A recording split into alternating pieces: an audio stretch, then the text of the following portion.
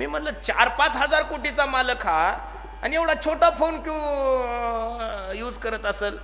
मी थांबलो आणि म्हणलं बाबूजी आप तो 2-4 हजार करोड़ के मालिक हो, फिर इतना छोटा सेल फोन क्यों यूज करते हो.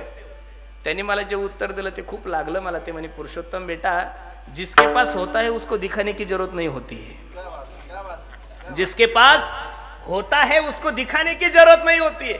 जिसके पास नहीं कुछ होता है उसको ही दिखाने की जरूरत होती है. महाराज ज्ञानी माणसाला सांगायची काय गरज आहे मी ज्ञानी म्हणून. स्वरबद्ध माणसाला सांगायची काय गरज आहे मी गायनाचार्य म्हणून. त्याने स्वर लावला तरी लोक पागल होऊन जातात महाराज. हा, बेसुऱ्याला सांगावं लागतं मी विशारद आहे.